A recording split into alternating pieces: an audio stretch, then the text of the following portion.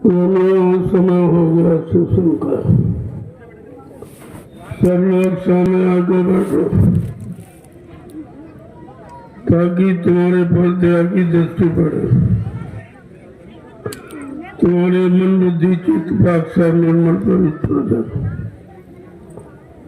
संत बच्चों का असर प्रभाव सीधे मन पे पड़ता है, तब ये मन अपने गुनाहों को कबूल करता। मैंने कितना अच्छा किया, कितना बुरा किया, कितना पाप किया, कितना पुण्य किया, कितना सुख किया, कितना अशुभ किया। वैसे शैतान मन ये मानने वाला नहीं है। इसने बड़े बड़े ऋषि मुनियों को, योगियों को, महर्षियों को, ब्रह्मचारियों को धराशायी कर दिया। ऐसा है शैतान मन हमारे सबके मनुष्य मंदिर में रह रहा है। न हमने आप में आज तक इसको निकाल पाया है, न इस पर कोई कंट्रोल नियंत्रण ही कर पाया। और ये मन बराबर मनमानी किया करता। जब जैसी इच्छा उमंग तरंग इसके अंदर उठी, काम की, क्रोध की, लोभ की, मोह की, अहंकारी, सारा दोष, तब ये तुम्हारे शरीर को साथ में लेकर अपनी इच्छाओं की पूर्ति करता रहता, और हम अपना नहीं कर सकते। इतना ये जबरदस्त कि आपको घसीट के ले जाता और अपनी इच्छाओं की पूर्ति कराता रहता। ये आज तक जीवों का यही हाल है। कितना सतयुग, त्रेता, द्वापर, कलयुग निकल गए। ये मन की दास्ता गुलामी से और मन भोगों की गुलामी से अलग नहीं हो पाया। बराबर हमें आपको इसी में लगाकर, कर्मों के जाल में फंसाकर, और ये 484 लाख नरकों की योनियों में जन्म दिलाता रहता है। आज तक ये जीवात्मा को छुट्टी नहीं मिली, निकल नहीं पाई, क्योंकि जो भी आए वो बीच के लोग से आए थे। और आपकी जीवात्मा सत्यलोक निवासिनी है। जब तक सत्यलोक सचखंड अनामी धाम से कोई नहीं आएगा मानव चोला धारण करके, तब तक इन जीवात्माओं का काल माया के कर्मों के जाल से छुटकारा नहीं मिलेगा। ये जितनी शक्तियां आई वो सब बीच के लोगों से आई, जिन्होंने उनके नाम का स्मरण किया, सुमरन किया, या उनके नाम की पूजा की है, तो वो उसी धाम तक पहुंचा दिया। लेकिन जीवात्मा तो सत्यलोक की है, वहां तो किसी ने पहुंचाया नहीं। तभी ये बेचारी वहां पुण्यों के प्रभाव से तो कुछ दिन बनी रही। जैसे पुण्य कर्मों का क्षीणता हुई, उन कर्म आपके क्षीण हो गए तो लिखा पुण्य क्षीणे मृत्युलोके। पुण्य क्षीण होने के बाद तुरंत मृत्युलोक में ढकेल दिया गया। फिर वहां कर्म किए शारीरिक इंद्रियों के, फिर वहां पहुंचे, फिर ढकेल दिया। यही सिलसिला यहां जारी रहा। जीवात्माओं को मुक्ति नहीं मिली, अपने सच्चे घर मंडल मुकाम नहीं पहुंची, अपने पिया प्रीतम मालिक से नहीं मिली, तो उसको सच्ची सुख शांति नहीं मिली। आज ये अवसर मौका कलयुग में ये मालिक की महती कृपा दया से मिली कि आपको निकालने वाले मिल गए, बिना बुलाए आ गए, और बिना मांगे आपको युक्ति दे दी जीवात्माओं को मुक्त कराने की। इसी युक्ति को नामदान कहते हैं, इसी को नाम डोर शब्द डोर कहते हैं। और वो आपको मिल गई, लेकिन आपने उसकी कदर नहीं की, क्योंकि जो चीज परिश्रम, मेहनत, त्याग के बाद मिलती है, उसको जीव संभाल के रखता। और जो ऐसे कोई दया हो जाए मिल जाए तो जीव दया की कदर नहीं करता। आपने यही किया, बिना मांगे ये नाम युक्ति आपको मिल गई तो आपने उसकी कदर नहीं की, उसको बुला दिया। अब तुम दर दर की ठोकरें खा रहे हो, तुम्हारी यहाँ कोई सुनने वाला नहीं। तुम कहीं चले जाओ, किसी देश में जाति में यानी पैदा हो जाओ और मतलब यानी ये तो हो सकता, लेकिन तुम्हारी जीवात्मा को मुक्ति नहीं मिलेगी जब तक मुक्ति कराने वाले मुक्तिदाता जो सतलोक सत्कर्म विधान से आते हैं, जब वो आएंगे वो दया करेंगे तब जीवात्मा को मुक्ति मिल सकेगी। प्रेमियों, कितना बड़ा सौभाग्य आजकल युग के जीवों का है, जो ऋषि मुनि महात्माओं को नहीं मिली, जो अवतारी शक्तियों को नहीं मिली, जिनको भगवान कहते हो राम कृष्ण को नहीं मिली, वो युक्ति आपको सहज में बिना मांगे मिल गई। न कोई तपस्या आपने की, न संयम, न त्याग किया, न कोई परिवार बाल बच्चे छोड़े, न खेती दुकान दफ्तर बिजली व्यापार मजदूरी को बंद किया, न किसी की जात पात बिगाड़ी गई, यानी कोई व्यवस्था आपकी बिगाड़ी नहीं गई, और घर गृहस्थी परिवार में रहते और आपको अमोलक धन ये नामदान दे दिया। अब आपको इसकी कदर करनी चाहिए। अगर कदर करते तो आज गुरु परिवार का कि ये हालत नहीं होती। ये संगा संदेह के बादल जो गुरु परिवार में छा गए, ये नहीं। यही तो हमारी आपकी कमी कि हमने संत महापुरुषों के वचनों को समझा नहीं और वचनों से अपने मन को समझाया नहीं, मन को आपने सुधारा नहीं, मन को भोगों से आपने अलग किया नहीं, यही कमी रही। अगर ये काम आप कर लेते या गुरु वचनों को मान लेते, उनकी परमार्थी सेवाओं में अपने आप को लगाकर अपने मन बुद्धि चित्त को साफ कर लेते तो ये समस्या आपकी हल हो जाती। जीवात्माओं को जगाने की परमात्मा से मिलाने। महापुरुषों ने, वैसे तो कलयुग सबसे खराब है, लेकिन संत महापुरुषों ने इसको सबसे अच्छा माना। क्यों? कहते हैं कलयुग सम नहीं आन युग जो नर कर विश्वास। कलयुग के समान जीवात्माओं के कल्याण का इतना अच्छा कोई युग नहीं रहा। अगर संत महापुरुषों के वचनों पर जीवों को विश्वास हो जाए, बात विश्वास की, और विश्वास से आज परिवार समाज देश चलता। और आपने गुरु पर विश्वास नहीं किया, गुरु के वचनों पर वादों पर विश्वास नहीं किया, तो विश्वास का परिणाम क्या हुआ कि अब आप दर दर की ठोकरें खा, तुम्हारी कोई सुनने वाला नहीं, तुम्हारे पाप कर्मों में माफी दिलाने वाला कोई। तुम यहाँ किसी को करोड़ों रुपए दे दो, कोई ज्ञानी ध्यानी विज्ञानी, कोई धनवान बलवान बुद्धिमान, उसको आप करोड़ों रुपए दे दो कि हमारे एक पे पाप को काट दीजिए।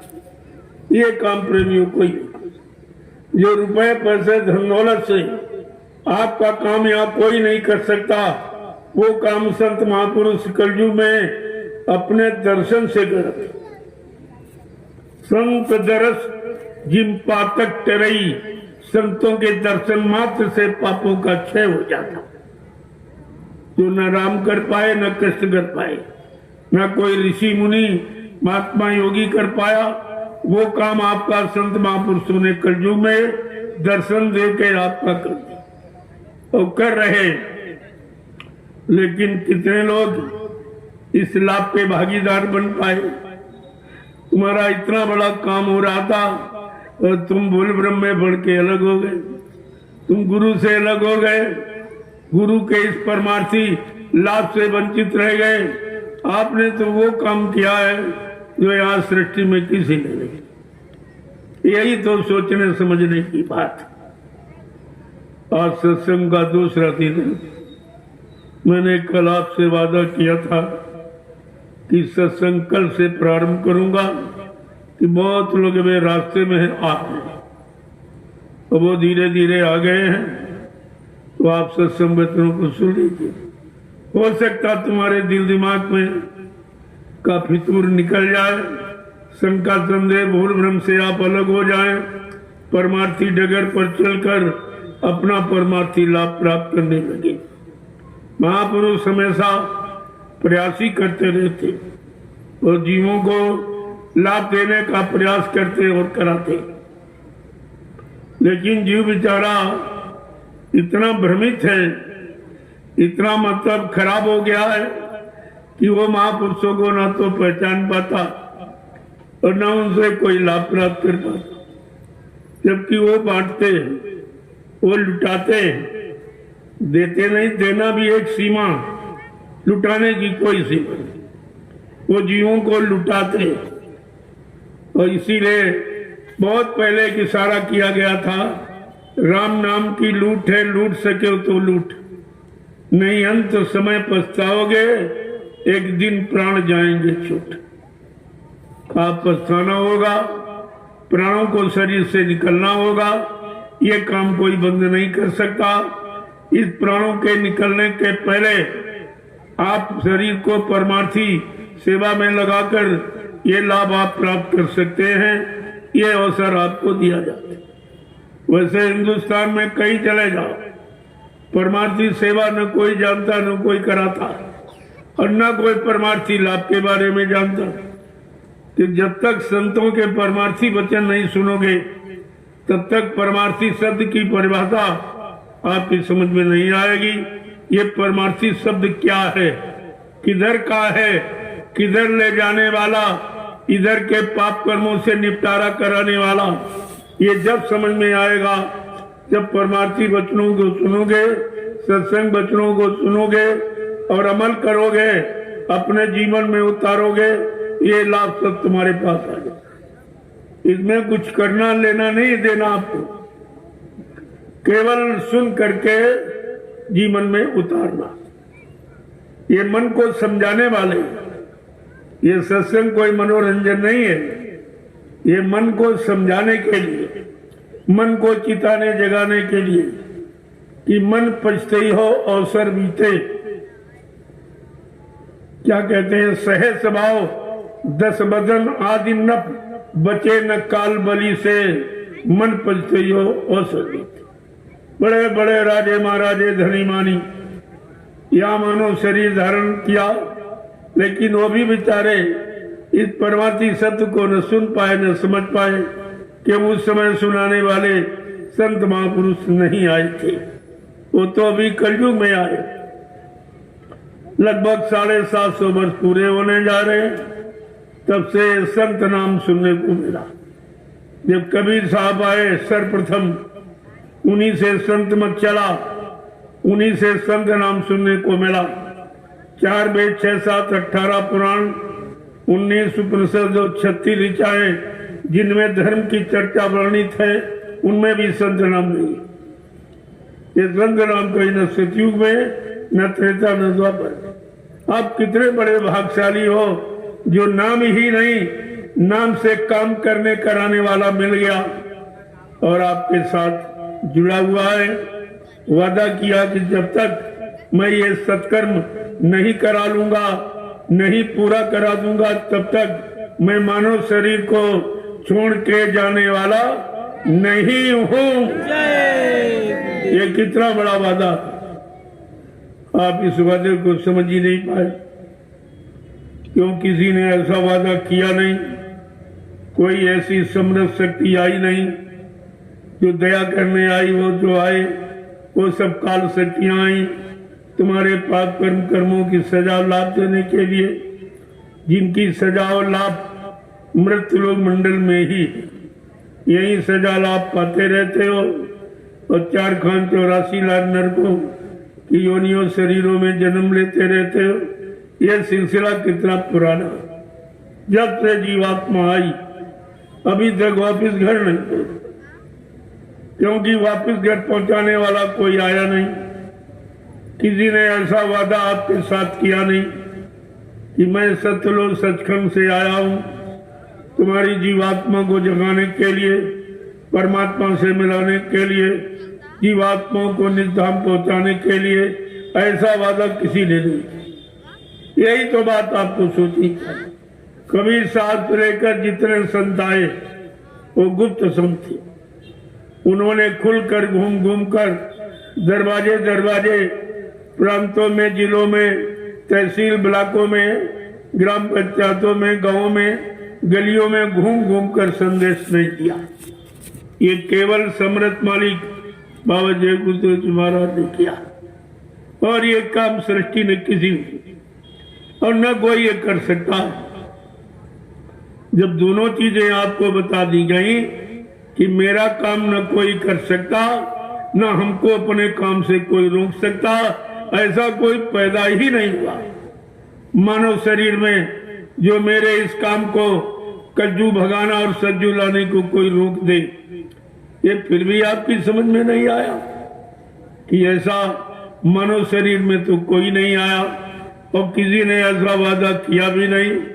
तो आपको तो ये सब समझना चाहिए था, लेकिन समझोगे कैसे? जब काल के जीवों से आप फुर्सत पाओगे तब तो समझोगे। वो तुम्हारे सब पीछे लगे हुए। इतनी बार आपको सत्संग में बाबा जी ने बताया कि बच्चा मेरे सत्संग में कुछ काल के जीव भी आ गए।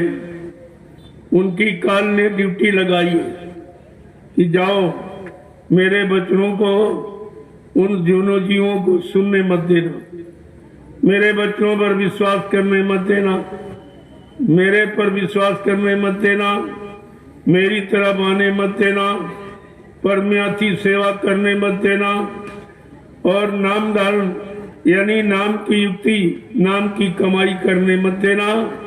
अगर ये सब उनकी तरफ चले जाएंगे, उनके वचनों को मान लेंगे, नाम की कमाई करने लगेंगे तो सारी जीवात्माएं जाग जाएंगी, ये सब अपने घर चली जाएंगी, मेरा देश खाली हो जाएगा।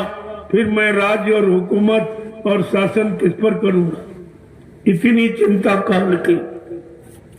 जब से दयाल ने काल नगरी में अपना कदम रखा तब से काल को ये चिंता हो गई और वो तरह तरह के जाल, लोभ के, लालच के, कर्मों के बनाना शुरू कर दिया। इसलिए आपको फंसाने के लिए। लेकिन संत महापुरुषों ने क्या ऐलान किया कि काल को जितनी चिंता जीवों को फंसाने की है उससे करोड़ों गुना ज्यादा चिंता दयाल को अपने जीवों को निकालने की है। ये काल और दयाल की होड़ लग गई है। अब प्रेमियों आपको सोचना चाहिए कि हम काल की पारी में खड़े हैं कि दयाल की पारी, काल की तरफ जा रहे हैं कि दयाल की तरफ, काल के सामान को इकट्ठा कर रहे हैं कि दयाल देश जाने के लिए अपनी तैयारी कर रहे हैं। ये आपको सोचना चाहिए था। और ये 10 जुलाई 1952 से और 2012 ये 60 बरस का समय आपको यही काम करने के लिए सिखाने में दिया गया। लेकिन आपने गुरु की कोई बात नहीं मानी, गुरु वचनों को आप बिल्कुल भूल गए। इससे आप गुरु को भूल गए, गुरु की दया को भूल गए, बंधन छुड़ाने वाले समृत मालिक को आप भूल गए। तो ये काम तुम्हारा कौन करेगा? इन बंधनों से कौन मुक्त करेगा? जब तक कोई बंधन छुड़ाने वाला, बंधन मुक्त कराने वाला कोई समृत मालिक स्वतः मानव चोला धारण करके मृत्यु मंडल पर नहीं आएंगे और जीवों पर ऐसी दया नहीं करेंगे और सरल रास्ता बना के नहीं तैयार करेंगे तो बेचारा ये भूला भटका जीव कितने युगों से ये कैसे जा पाएगा? आपके लिए कितनी मेहनत की जाए, लेकिन आप बात को समझते नहीं हो। अगर तुमने कलयुग में संत महापुरुषों की बात को मान लिया होता तो प्रेमियों आज तुम्हारी ये हालत नहीं होती। तुम्हारा काल कुछ नहीं कर सकता अगर दयाल के बच्चों को आपने पकड़ के रखा होता। जहाँ दयाल वहाँ काल नहीं। जहाँ दयाल के वचन होंगे वहाँ काल के वचन अपना प्रभाव नहीं डाल सकते। लेकिन तुमने दयाल के वचनों को छोड़ दिया, भुला दिया, आपको कुछ भी नहीं मालूम। कल मैंने आपको थोड़े वचनों की याद कराई थी, जो वचन आपके छुटकारा दिलाने के लिए जो बताए गए थे, जो वादा किया गया, मैंने कल आपको थोड़ा सा इशारा करके बताया था। और मैंने आपसे ये भी कहा मैं कुछ आपसे पूछने आया हूँ और कुछ आपको बताने आया हूँ। इसके अलावा मेरा कोई काम। पूछने वो भी पूछा आपसे, और क्या करने आया उसको भी आपको बता दिया। आज मैं कोई शंका संदेह तो नहीं रहेगा। अब कोई शंका का शिकार बना बैठा कि मतलब यानी परमार्थी डगर पर कभी चला ही ना हो। जो डगर पर नहीं चला उस रास्ते के बारे में वो क्या जानकारी आपको देगा? उस रास्ते की महिमा वो क्या बताएगा? वो तो कोई चलने वाला और डगर को तय करने वाला ही कुछ बताएगा, और मंजिल पर पहुंच जाएगा वो पूरी डगर का हाल बताएगा। वो आपको पूरे रास्ते की जानकारी थी। महापुरुषों ने इसीलिए समझा के जीवों से कहा है कि तुम्हारी अज्ञानता भूल भ्रम का कारण क्या है? तुम क्यों नहीं समझ पाए, क्यों नहीं बच्चों को याद कर पाए?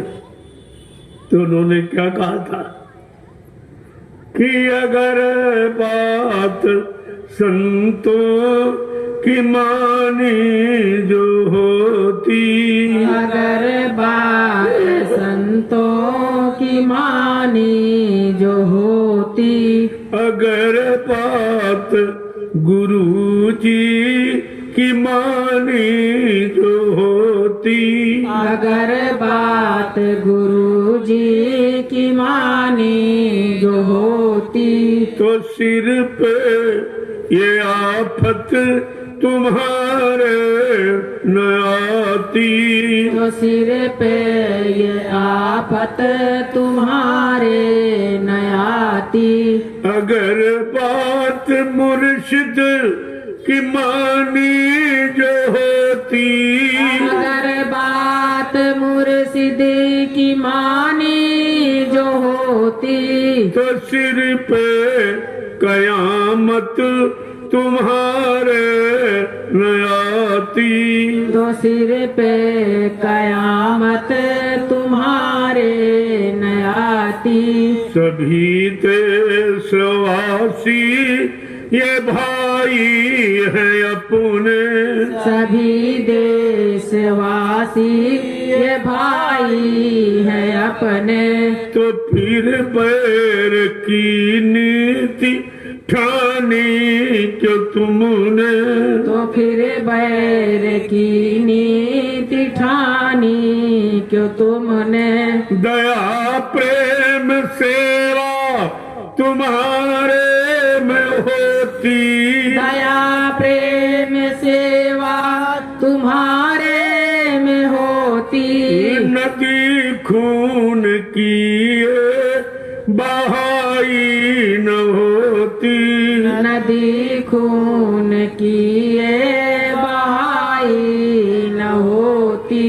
अगर बात संतों की मानी जो होती, अगर बात संतों की मानी जो होती, तो सिर पे ये आफत तुम्हारे न आती, तो सिर पे ये आफत तुम्हारे न आती। कि घट घट में इंसान के रहता भगवान, घट घट के इंसान में रहता भगवान, और इसकी नहीं तुम को है कोई पहचान, इसकी नहीं तुमको है कोई पहचान। अगर दिल भवन में सफाई जो होती, अगर दिल भवन में सफाई जो होती। तो मंदिर ये मस्जिद बनाई न होती। तो मंदिर ये मस्जिद बनाई न होती। प्रेमियों, गुनाह करते हो मनुष्य शरीर में और क्षमा याचना प्रार्थना करते हो ईंट पत्थर के मकान में, जहाँ कोई नहीं बैठा, न सुनने वाला, न देने वाला, न लेने वाला, न समझाने वाला, न रोकने वाला, न आशीर्वाद वरदान देने वाला। ये कितनी बड़ी अज्ञानता जीवों की जो अभी तक नहीं की। इस जड़ता की मत से जीव को कैसे मुक्त कराया जाए। संतों ने कितना प्रयास प्रयत्न किया है कि जड़ से हटकर जीव चेतन में आ जाए। जड़ को भूलकर चेतन में लग जाए तो चेतन जीवात्मा का कल्याण हो जाए। लेकिन इतनी पुरानी पकड़, इतनी पुरानी आस्था, पुरानी रूढ़वादता आपके अंदर प्रवेश कर गई है कि अच्छी सच्ची बात आपकी समझ में नहीं आती। कैसी विडंबना है ये। जब तक आप सत्संग में शामिल शरीक नहीं हो, सत्संग बच्चों को नहीं सुनोगे, अपने जीवन का आधार नहीं बनाओगे, तब तक इस जीवन को सुख शांति नहीं मिल सकती। ये कहनी पैसे से मोल नहीं मिलती। ये संत महापुरुषों के बच्चों को अपनाने से, अपने जीवन में उतारने से, एक एक वचन का आधार बनाकर जीवन को निकालने से मिलती है। महापुरुषों ने आगे क्या लिखा कि सारे धर्म ग्रंथों का, सारे धर्म स्थलों का एक ही इशारा है, एक ही मोड़ है और एक ही उनकी सीख और शिक्षा तालीम है। लेकिन उसको भी आपने नहीं समझा। महापुरुष समझा के क्या कहते हैं कि सभी धर्म ग्रंथों का है एक कहना। सभी धर्म ग्रंथों का है एक कहना। सभी धर्म ग्रंथों का है एक कहना। सभी धर्म ग्रंथों का है एक कहना। बनो शाकाहारी सदाचारी रहना। बनो शाकाहारी सदाचारी रहना। बनो शाकाहारी सदाचारी रहना। बनो शाकाहारी सदाचारी रहना। अगर मुर्गा बकरी ये खाई न होती। अगर मुर्गा बकरी ये खाई न होती। तो दिल में तुम्हारे बुराई न होती। तो दिल में तुम्हारे बुराई न होती। अगर बात गुरुजी की मानी जो होती। अगर बात गुरुजी की मानी जो होती। तो सिर पे मुसीबत तुम्हारे न आती। तो सिर पे मुसीबत तुम्हारे न आती। लोगों, कितनी छोटी बात है।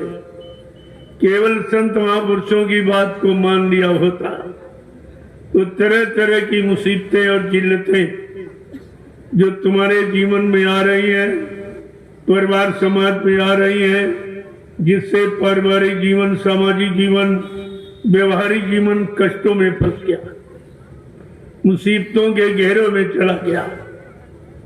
केवल आपने अगर उनकी बात मान ली होती तो ये कोई चीज तुम्हारे परिवार में नहीं आती और आप बिल्कुल सुख शांति में बैठे हो। एक बात, एक इशारा न मानने पर सारा माहौल, वातावरण बिगड़ गया और उससे आपको कोई बचा भी नहीं सकता। अभी एक छोटा सा नमूना परेशानी का आपके सामने आया था, कोरोना काल। और सबकी बुद्धि खो गई, कुछ नहीं कर पाए, सबकी बुद्धियां फेल हो गई।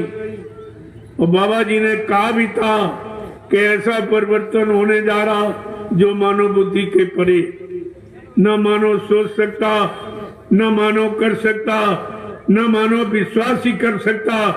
ऐसा परिवर्तन तुमको करके दिखा दिया जाएगा जिसको हिंदुस्तानी नहीं सारा विश्व स्वीकार करेगा। जय। सारे विश्व को मानना होगा। ऐसी वैचारिक क्रांति खड़ी कर दी जाएगी कि सारे विश्व को स्वीकार करना पड़ेगा, सबकी बुद्धियां फेल हो जाएंगी। ये तो एक छोटा सा कोरोना का एक नमूना था, अभी तो बहुत बड़े बड़े यानी इस तरह के मुसीबतें आने वाली आपके पास, वो तो जिनका आपको पता ही नहीं है, ये किसी को जानकारी, कोई ज्ञानी वैज्ञानी, कोई धनवान बलवान, कोई प्रधानमंत्री, मुख्यमंत्री, राष्ट्रपति इस बात को नहीं जानता है कि आगे क्या होने वाला है, क्या होने जा रहा। ये तो त्रिकालदर्शी संत महापुरुष ही बताएंगे, जिनको भूत वर्तमान का ज्ञान, जिन्होंने आत्मिक साधना करके अपनी आत्मा की दिव्य आंख, दिव्य कान को खोल लिया, वो आपको सब बताएंगे कि आगे क्या होने वाला है, कैसी स्थिति परिस्थिति बनने वाली है, कैसे कैसे महान संकट आने वाले, जिनमें आप और अपने परिवार बाल बच्चों को बचा नहीं पाओगे। इतना खराब समय आ रहा है, लेकिन आपको जरा सा भी भय नहीं हुआ। महात्माओं की बात पर आपको विश्वास नहीं, न राजा को विश्वास न रैयत को विश्वास, इसीलिए दोनों मुसीबत में फंसे। किसी के पास इसका कोई विधान नहीं है, समाधान नहीं है कि वो इस काम को कर सके। आगे तो बहुत बड़ी मुसीबत आ रही है। ये तो कुछ नहीं था कोरोना, तब एकदम सब व्याकुल हो उठे, सब तबाह हो गए, लेकिन वो तुम बोल जाते हो तबाही के दिन, और आगे बहुत बड़ी तबाही आने वाली। तभी तो आपसे कहा गया, कुदरत है तैयार खड़ी, आगे तबाही बड़ी, बहुत बड़ी तबाही आने वाली है, जिसको इस धरती पर रहने वाला कोई इंसान इसका समाधान नहीं कर सकता। ये किसी के बस की बात नहीं होगी। जब एक छोटा सा ये कोरोना का नमूना आया तब तो सब फेल हो गए, डॉक्टर वैद्य हकीम सब, दवा सब फेल हो गई, किसी का कोई यानी बुद्धि नहीं चली, कोई काम नहीं कर पाया। एक छोटा था, अब तो उससे बहुत बड़ा आने वाला। उसके लिए आपके पास क्या व्यवस्था है? जो तुम व्यवस्था समझते हो ये तुम्हारी अज्ञानता है कि मेरे पास रहने के लिए मकान है, बंगला है, फ्लैट है, खाने के लिए रोटी है, खर्च करने के लिए खेती, दुकान, दफ्तर, बिजली, व्यापार, मजदूरी, पैसा कमाने के लिए, सहयोग के लिए पति पत्नी, बाल बच्चे, भाई बहन, बिरादर। लेकिन ये भूल गए हो, ये कुदरत के एक सेकंड का काम, एक सेकंड में सारी व्यवस्था खत्म हो जाए, कुछ नहीं दिखाई देगा। ये सब मकान खाली पड़े रहे, कोई रहने वाला दिखाई नहीं देगा। ये गांव है, कस्बे हैं, शहर है, ये सब खाली पड़े रह जाएंगे। जो आज आप एक एक इंच जमीन पे झगड़ा करते हो, तुम्हें अपना भविष्य नहीं मालूम कि आगे ये कुछ नहीं बचेगा, कोई रहने वाला नहीं दिखाई देगा, इतने मकान खाली पड़े रहे। लेकिन वो आपको न मालूम है, न आपको उस पर कोई विश्वास, लेकिन होगा सब। क्यों? संत बचन पलटत नहीं, पलट जात ब्रह्मांड।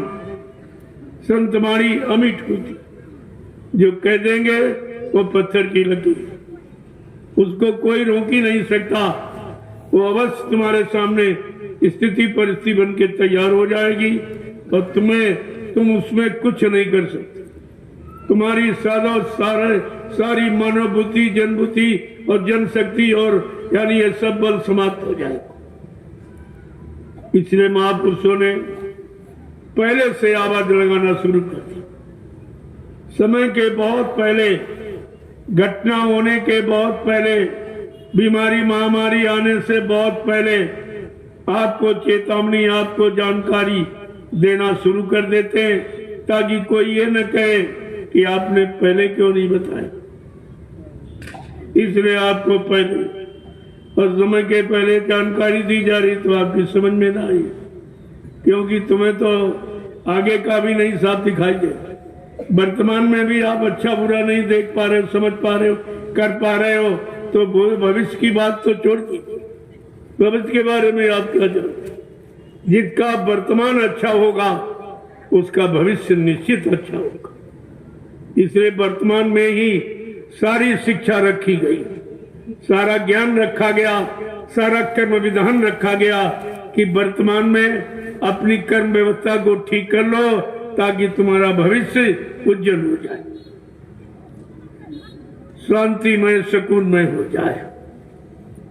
लेकिन इतनी जल्दी समझना, विश्वास करना जीव के बस की बात, क्योंकि जीव में इतनी दृढ़ता, इतनी कृतज्ञता तो है नहीं उसमें जो इस बात को समझ सके। लेकिन समझाने वाले कभी कोई कसर नहीं रखते, क्योंकि उनको इन मानव शरीर के प्रति बहुत बड़ी आस्था, बहुत बड़ा प्रेम वो जानते हैं।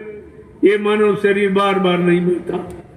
करोड़ों जन्मों की तपस्या, करोड़ों जन्मों के पुण्य, करोड़ों जन्मों की सेवाएं जब जीव के एकत्र हो जाती, उनका उदय होने का वक्त आता है, तो ये पावन पवित्र घड़ी मानव अनमोल शरीर मंदिर की बात को मिलती। ये मनुष्य शरीर 83,99,999 योनियां जब आपने व्यतीत की है और भोगी है, उनमें जो भी कर्म किया उसका फल प्रायश्चित आपको मिला। वो भोग करके एक बार ये अवसर, मौका और चांस आपको दिया गया मानव शरीर का कि अब की बार चेत जाओ। अगर चेत गए तो 84 से बच जाओगे, अगर चूक गए तो फिर 84 जाओ, फिर आपको कोई बचाने निकालने वाला यहाँ नहीं है। इसलिए बॉर्डर की योनि है, बिल्कुल बॉर्डर पर आप खड़े हो, इधर बचाव है और उधर फंसाव है। इधर चल पड़े, चेत गए, बच्चों को समझ लिया, जीवन को सुधार लिया, तो हमेशा के लिए आप निकल जाओगे काल की नगरी से। और नहीं तो चूकना तो है ही, तुम हमेशा चूकते ही तो रहे। एक सूरदास जी थे, उनके कोठरी में बंद किया, बहुत लंबा हाल था। तो दिन में सब लोग बातचीत करते रहे तो चुपचाप सूरदास जी बैठे, लेकिन शाम वही सब अपने अपन घर चले गए। अब सूरदास जी अकेले रह गए इतने बड़े हाल में। उन्होंने सोचा कोई ना कोई दरवाजा जरूर होगा, अगर ये इमारत बनी तो दरवाजा जरूर। दरवाजे के लालच में दीवार को पकड़कर धीरे धीरे दरवाजे की तलाश में चल पड़े। जब दरवाजा आ गया तो सिर में खुजली लग गई, सिर खुजलाने लगे, चलना नहीं बंद किया, दरवाजा निकल गया। ऐसे जितनी बार दरवाजे पर आए उतनी बार खुजली, दरवाजा निकल गया। ठीक उसी तरह हम आप इस संसार ये लंबे हाल में है, तो इसमें भोगों की खुजली हमें आपको दरवाजे पर टिकने नहीं देती है, आने नहीं देती। जो दरवाजा काल माया की नगरी से निकलने का, वहां पर आपको टिकने नहीं। यही हालात हम सब जीवों की। लेकिन संत महापुरुष उस भोगों की खुजली से आपको अलग करना चाहते हैं, दूर रखना चाहते हैं। धीरे धीरे धीरे धीरे आपको सुधार करके नाम योग से आपको जोड़ना चाहते हैं। ये भोग की खुजली से हटाकर नाम योग में आपको जोड़ना चाहते हैं, जहां पर पूर्ण शांति सुकून, वहां से शांति का रास्ता तय किया जाता है। तो ये कितना बड़ा काम, कितने युगों का भूला बिछड़ा आपको पूरा करा लिया। इसीलिए कहा है कि संत महापुरुषों के सिवा यहाँ कोई ऐसा नहीं है जो आपको काल माया की नगरी से निकलने दे। यहाँ जितने आए सब फंसाने वाले। कोई इतिहास आप उठा लीजिए और सब फंसने वाले ही हैं। और किसमें फंसे? काल माया के बनाए कर्मों के जाल, जो दोल जाल बनाए शुभ और अशुभ, एक पाप और पुण्य, बस उसी में कभी पाप किया, कभी पुण्य किया, कभी शुभ किया, कभी अशुभ किया। बस इस पाप पुण्य के झगड़े से अलग नहीं हो पाए। लेकिन संत महापुरुषों ने जो रास्ता बताया है नाम का, नाम के रास्ते पर चलकर आपका ये काम हो सकता है। जिस काम को किसी ने नहीं किया और जो काम तुम्हारा कोई कर नहीं सकता, जिस काम को किसी की यहाँ जानकारी नहीं है, वो काम कराने के लिए संत महापुरुष आए। लेकिन आपने उनके वचनों को बिल्कुल समझा ही। और महात्माओं ने, संतों ने, गुरुओं ने आपको खूब समझाया। क्या कहा कि बिना गुरु कृपा पार जाना कठिन है। बिना गुरु कृपा पार जाना कठिन है। बिना गुरु कृपा पार जाना कठिन है। बिना गुरु कृपा पार जाना कठिन है। और विरह के दो आंसू बहाना कठिन है। विरह के दो आंसू बहाना कठिन है। कहते ये तो काम कठिन, इस संसार सागर से पार होना और आंखों से विरह के आंसू निकलना। विरह का आंसू ही मालिक से मिलाता है। संतों ने क्या कहा? हंसी हंस कंठ न पायो, जिन पायो तिन रोए, हासे खेले प्यू मिले तो कौन सुहागन होए। बिन रोए नहीं पाई वो साहब का दीदार। कबीर साहब ने क्या कहा? बिना विरह का आंसू गिराए कोई जीवात्मा अपने मालिक प्रीतम से नहीं मिल सकती, और वो आपके पास है। लेकिन उसका ज्ञान कराने वाले, वो विरह वेदना को दूर करने वाले, वो विरह की तपन प्यास बुझाने वाले जब तक नहीं आएंगे, नहीं मिलेंगे, तब तक आप इस विरह की तपन को नहीं बुझा सकते। कितनी बड़ी बात कही मां ने। लेकिन बेचारा जीव नहीं समझ पाता है, उसकी समझ में आता ही नहीं कि हमारा ये कष्ट कौन निवारण करेगा। आंख तो हमारे पास है और आंख के दोनों किनारे आपके पास, लेकिन कौन किनारा स्वार्थ के आंसू का है और कौन किनारा विरह के आंसू का है। आपके पास इस मनुष्य मंदिर में सब कुछ विद्यमान है, लेकिन इस मनुष्य मंदिर की जानकारी देने वाला कोई नहीं। आंतरिक जानकारी जो इतने में है, ये इतने में केवल है जानकारी, इसकी जानकारी नहीं है। और नीचे के गंदगी के दरवाजों की जानकारी है, तो इसीलिए गंदगी में फंस गया, वहां तो फंस गया। लेकिन इसकी जानकारी, ये ब्रह्मांड है, इसकी जानकारी नहीं। जब तक इसका जानकार नहीं मिलेगा, तब तक नीचे की गंदगी के दरवाजों से आप मुक्ति नहीं पा सकते, आप छुटकारा नहीं पा सकते हो, उनसे अलग नहीं हो सकते हो। उन्होंने इतना तुमको फंसा लिया है और तुम्हारे मन बुद्धि चित्त में इतनी गंदगी भर रखी है कि आप उससे निकल ही नहीं पा रहे।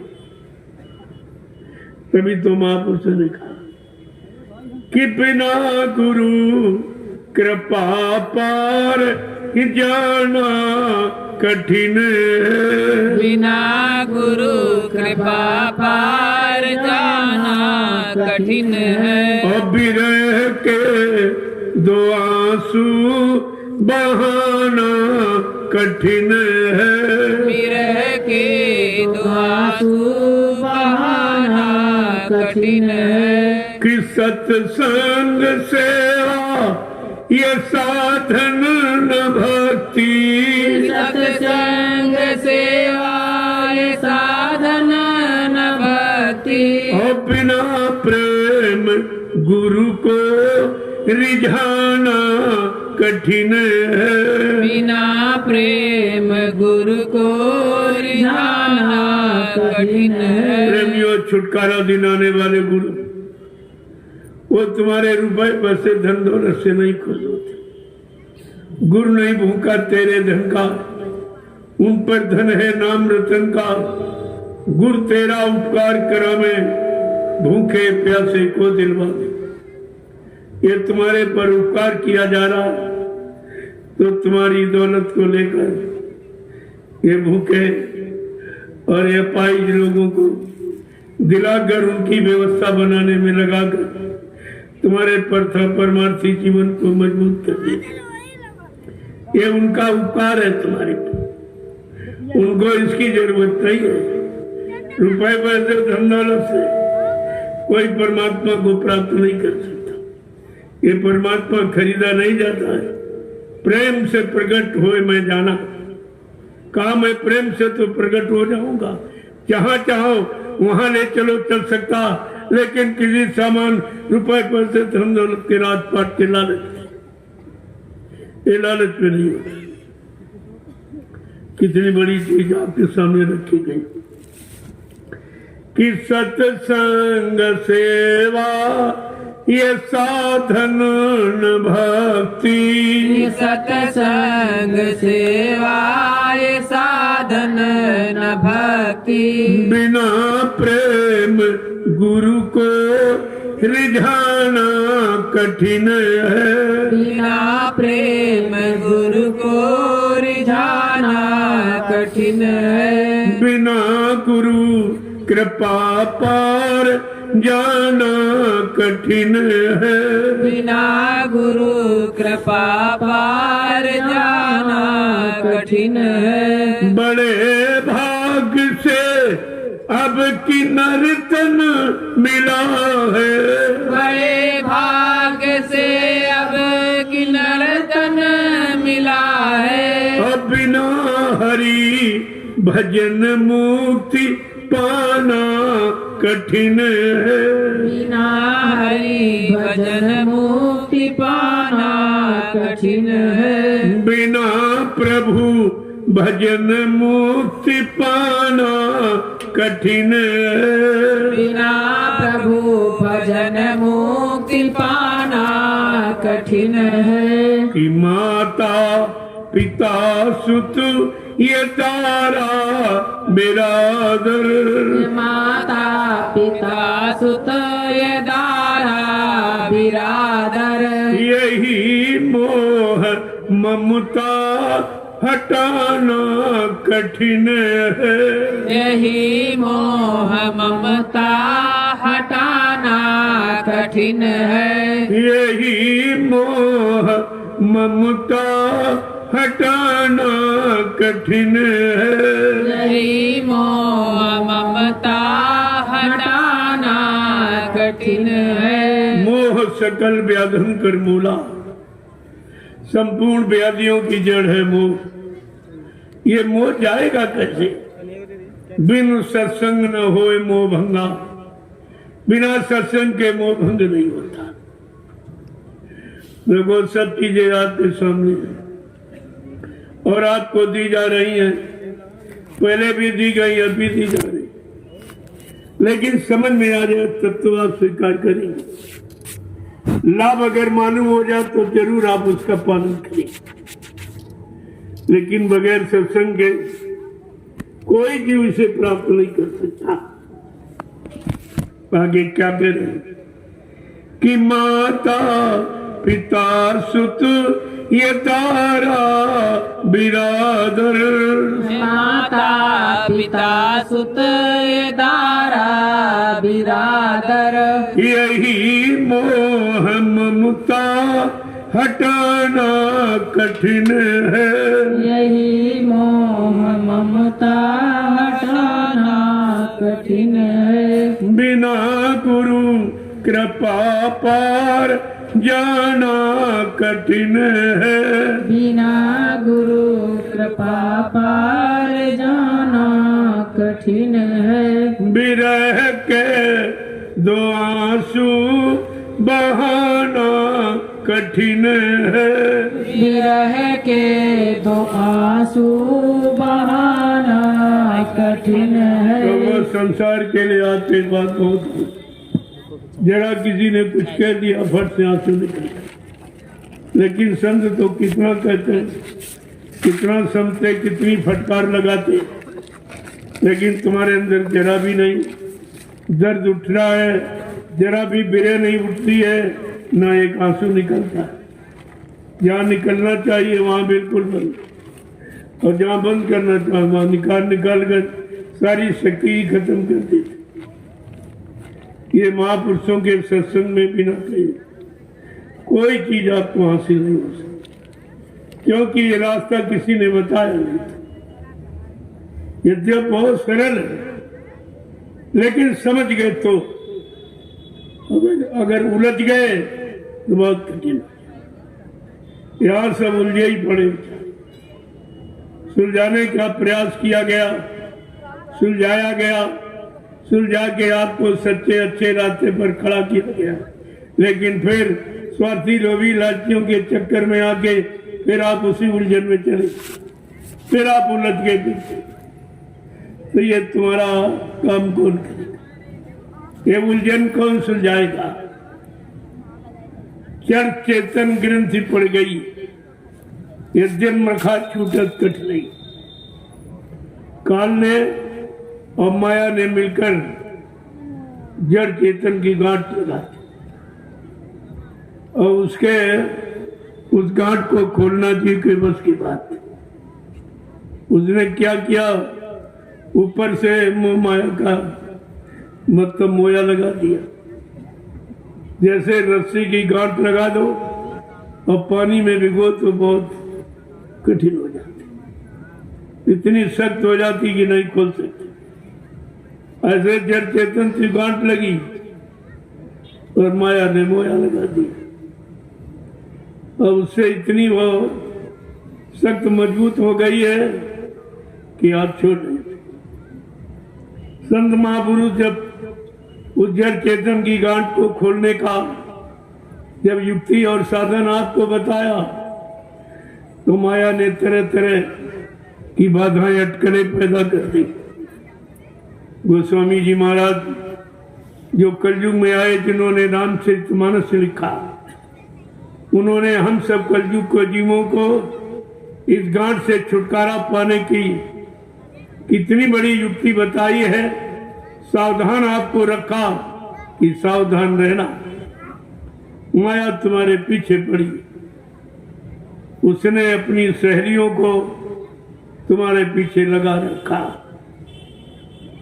गोस्वामी महाराज ने लिख के बताया कि रीति सीति बहु प्रेर भाई, अबूथ लोभु दिखावन आई, कि कल पल छल कर जाय समीपा, अवंचल बात बुझा में दीपा, होय भूति जो परम सयानी, और तिन तन चितब नानहित जानी। का माया ने अपनी सहेलियों को लगा दिया कि किसी को सदगुरु के वचन सुनने मत देना। जाओ तुम सत्संग में, किसी को वचन सुनने मत देना।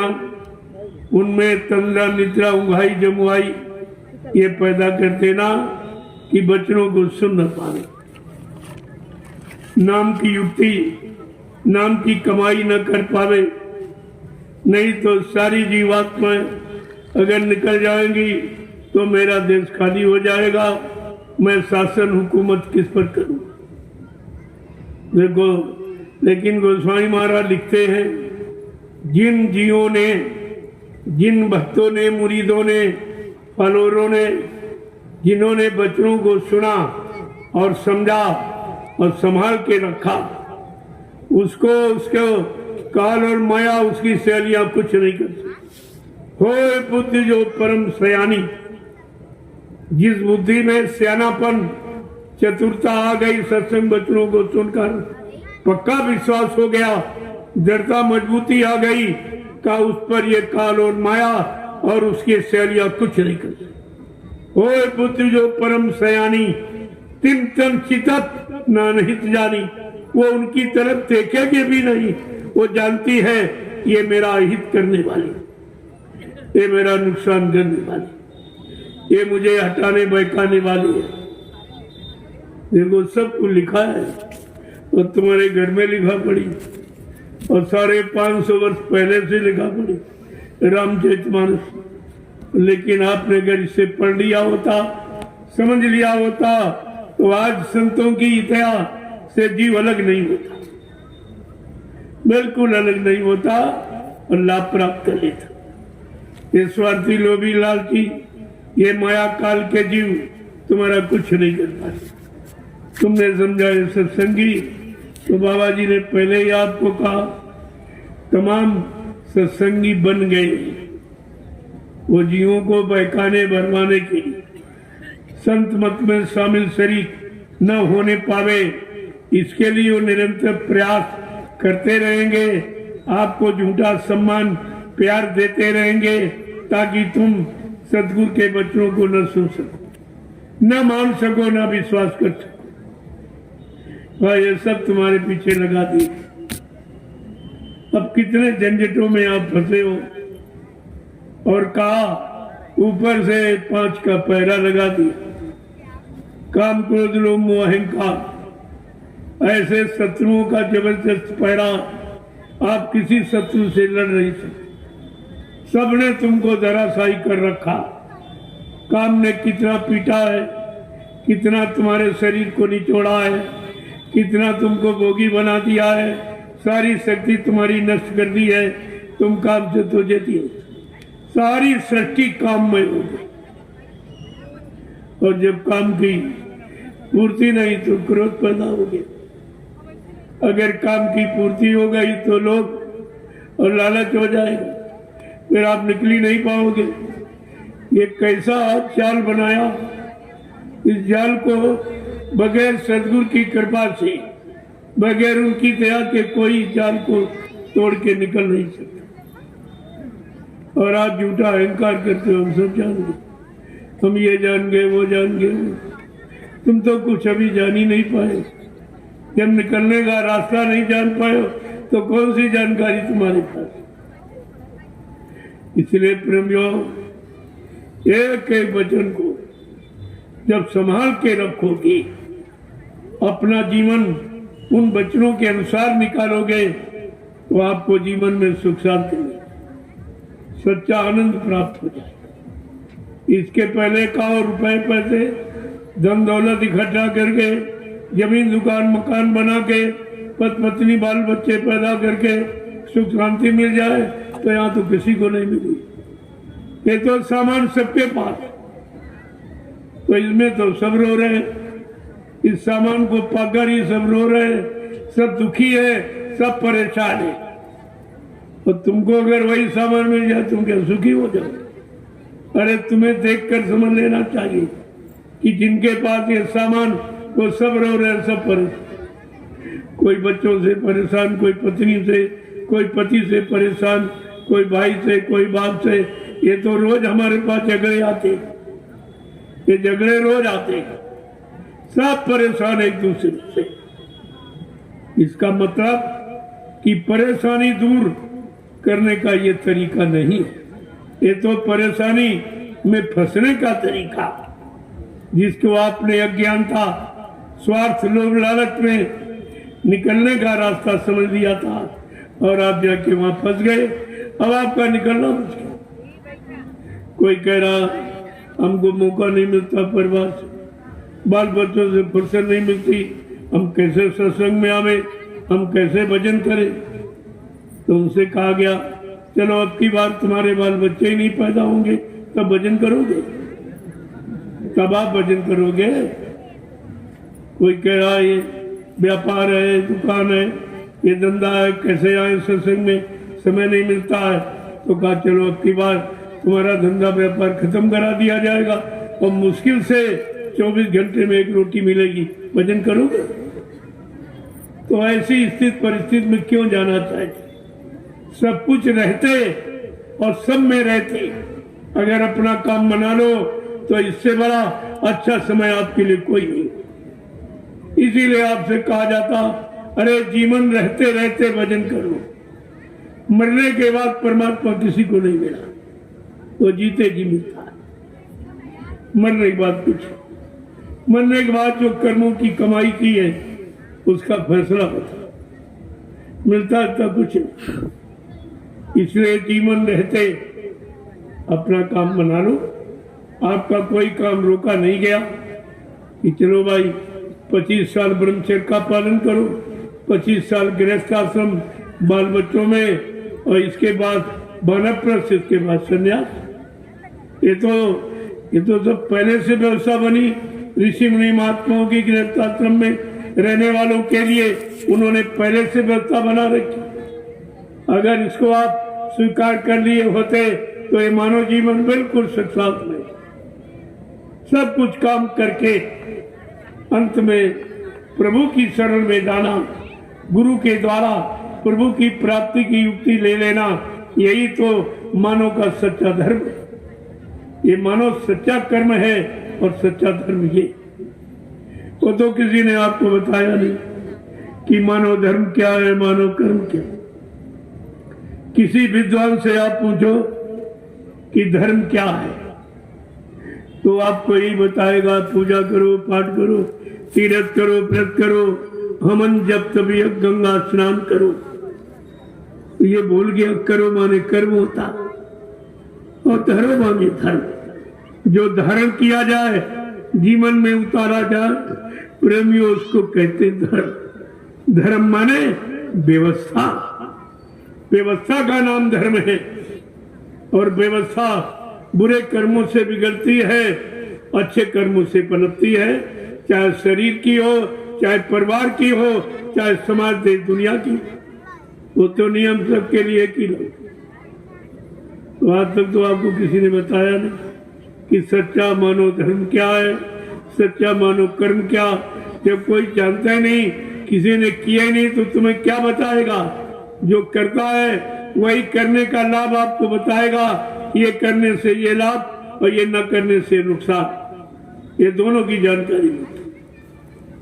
तो आपको तो कोई ऐसा मिला नहीं, जो मिले सबने यही बताया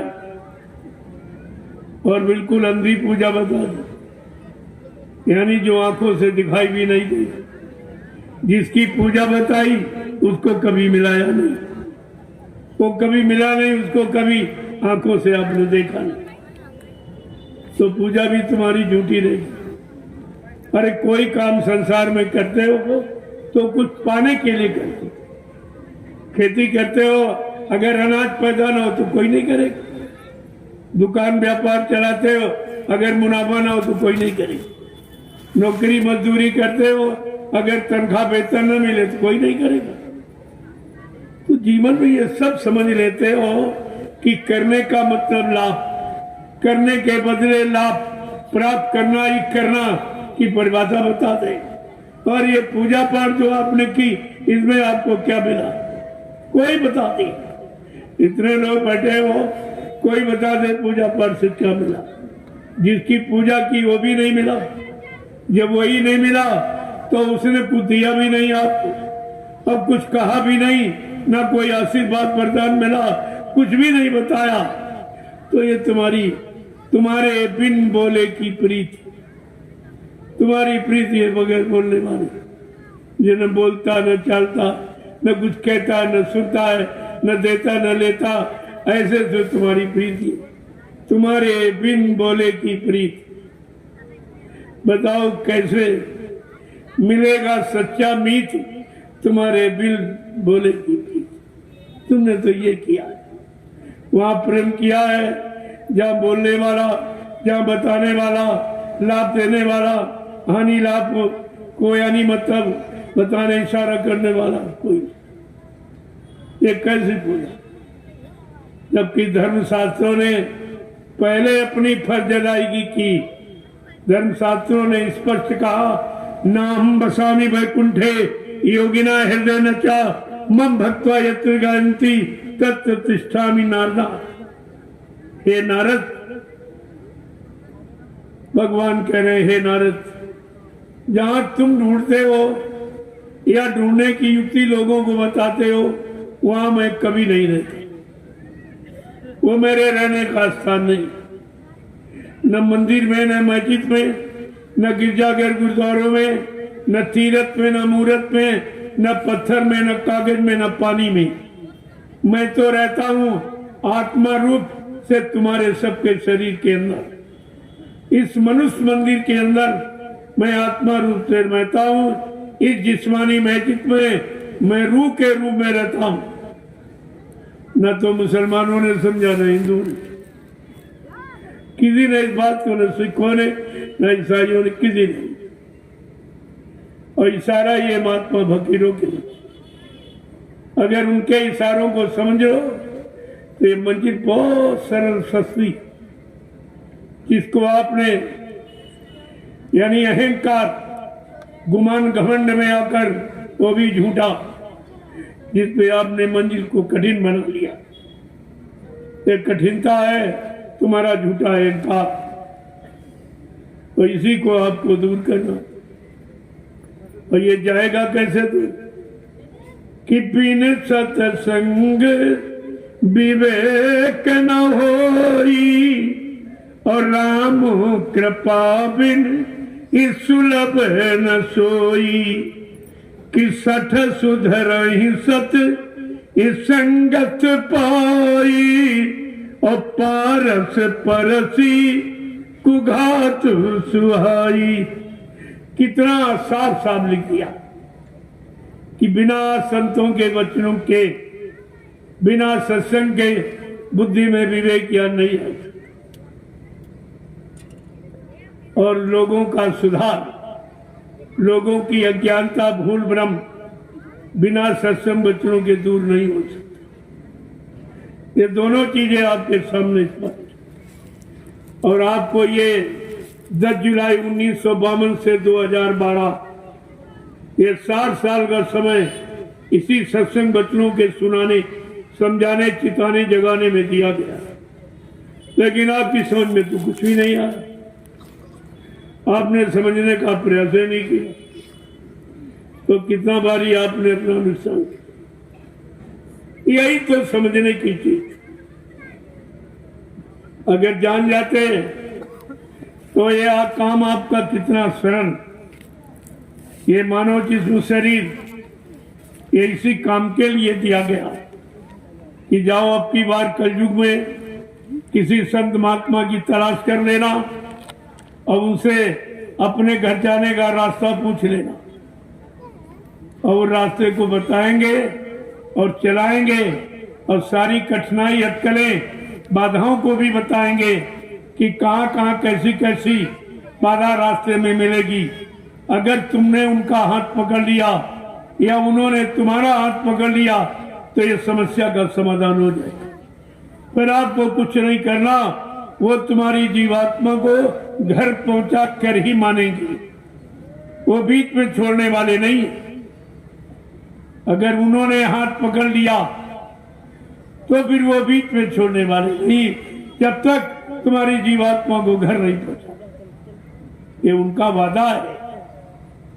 जब आपको नामदान दिया तब भी आपसे वादा किया कि बच्चा शंका संदेह भूल भ्रम में मत रहना। मैं अन्य शक्तियों के समान मैं अजर अमर देश से आया। ये शक्तियां बीच के लोग से आई उनको शरीर समय पर छोड़ना पड़ा और उसी तरीके से छोड़ना पड़ा जैसे हम मानव शरीर को छोड़ते। लेकिन मैं मानव शरीर तो धारण करूंगा, लेकिन अपनी इच्छा से। जब चाहूंगा तब छोड़ूंगा, जब चाहूंगा तब काम करके चला जाऊंगा, और तब चाहूंगा तब आ जाऊंगा। ना मुझे कोई भेज सकता, ना मुझे कोई बुला सकता।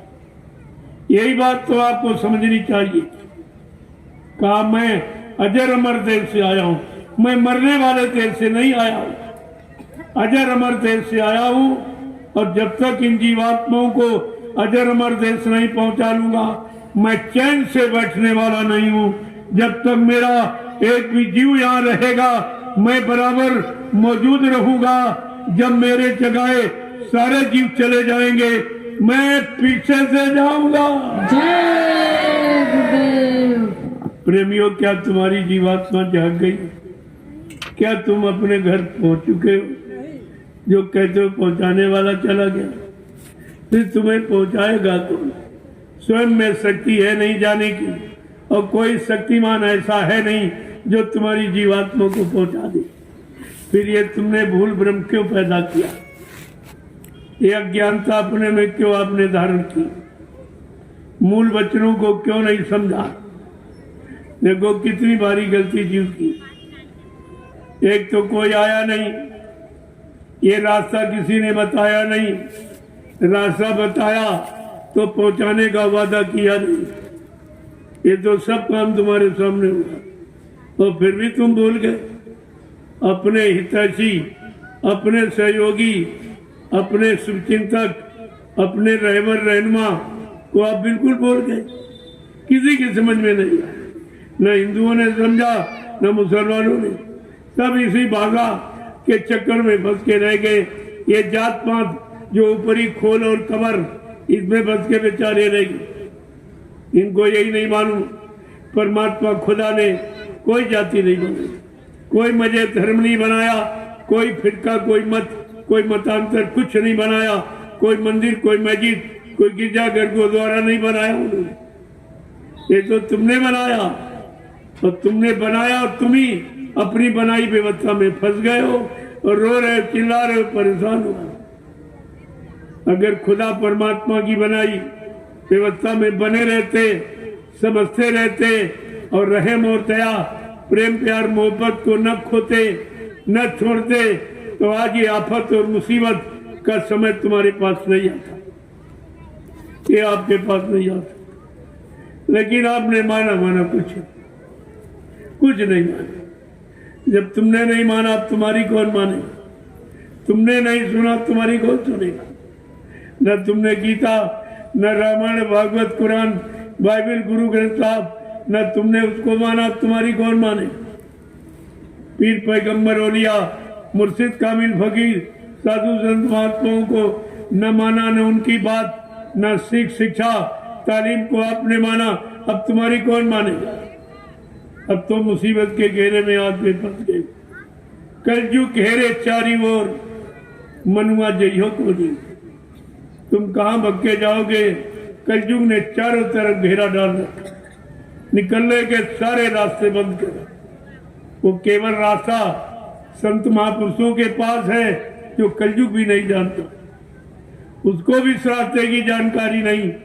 वो संत महापुरुषों के पास ऐसा बारीक यानी सुरंग का रास्ता है जो कोई जानता नहीं। लेकिन जब उनकी बात मानोगे, तब ये दया तुम्हारे पर करके उस रास्ते से निकालकर तुम्हारी जीवात्मा रूह को दोजख नरकों से बचाकर घर पहुंचा देगी। जब मानोगे तब। ऐसे क्या है? तो ये जानकारी तो आपको रखनी चाहिए। आपने कोई जानकारी नहीं रखी, अब तो मुसीबत में फंस गए हो, तो रो रहे, चिल्ला रहे हो, है कोई सुनने वाला? जिन देवी देवताओं को आपने पूजा है, जिस नाम को आपने जपा है, जिन पर आपने रुपया पैसा धन दौलत समय श्रम पूंजी खर्च की है, तो उनसे कहो कि भाई हमारी मुसीबत दूर कर। अगर तुम्हारे में शक्ति है तो दूर कर दीजिए। मैंने तुम्हारी बहुत पूजा की, बहुत श्रम समय पूंजी पैसा खर्च किया है, अब हमारी मुसीबत को दूर कर दो। आपको पता चल जाएगा इनमें कोई है तुम्हारी मुसीबत को दूर करने वाला। कोई नहीं बोलेगा, कोई नहीं, और तुम्हारा समय सब चला गया। और अभी डाला ये जड़ जीव अभी नहीं चेत रहे, इतने जड़ता में फंस गए हैं कि चेतन तो इनकी समझ में भी नहीं आता कि चेतन क्या, चेतन किसे कहते हैं। अरे चेतन जीवात्मा शरीर तो जड़ है, जीवात्मा चेतन, और जीवात्मा का देश चेतन, जीवात्मा का मालिक चेतन है, और जीवात्मा की युक्ति वो चेतन, बाकी सब जड़ है। और चेतन तो आपको बताया गया, चेतन समझ में नहीं आया और फिर आप उसी जड़ता की ममता में उलझ गए, फिर आप फंस गए, वहीं चले गए। स्वार्थी लोभी लालचियों के बहकाने पर आपने चिमरत चेतन शक्ति को छोड़ दिया और फिर जड़ता में चले गए। आप जिनके पास गए हो तो जड़ शरीर तुम्हारे जैसे, उनमें से कौन चेतन जीवात्मा को जगाने वाला है, कौन तुम्हारी जीवात्मा को घर पहुंचाने वाला है, या तुम्हारे द्वारा मनसा वाचा कर्मणा किए पाप कर्मों की माफी दिलाने वाला है कोई उनमें?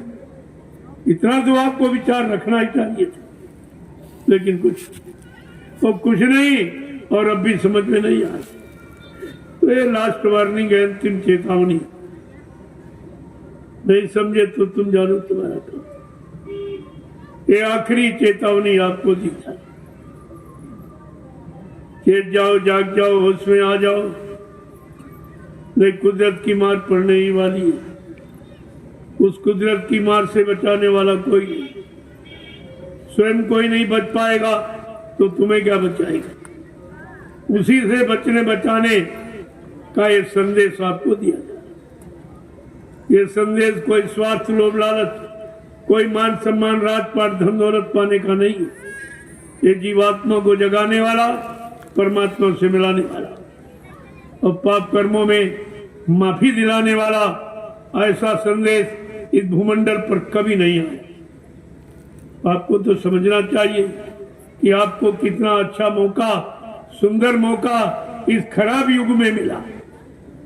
ये कलयुग सबसे ज्यादा खराब, वैसे हमारी दृष्टि से तो कलयुग सबसे अच्छा होना चाहिए, क्योंकि कलयुग के जीवों के सामने तीन युगों का अच्छा इतिहास, सतयुग का, त्रेता का, द्वापर का, अच्छी उम्र वाला, अच्छे खान पान करने वाले, अच्छे कर्म करने वाले, अच्छी संग सोबत, तपस्या, त्याग, संयम, वैराग रखने वाले ऐसे लोगों का इतिहास कलयुग के जीवों के सामने है।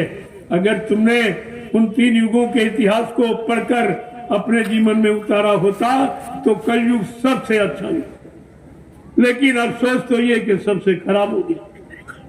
इसका मतलब है कि आपने किसी युग की शिक्षा को आपने स्वीकार नहीं, कोई नियम संयम आपने अपना, कोई अच्छा मानवीय खान पान आपने अपनाया नहीं, तो धीरे धीरे व्यवस्था बिगड़ गई, इतनी बिगड़ गई अब किसी के बस की बात नहीं, न राजा न रैयत, अब ये कोई सुधार नहीं कर सकता।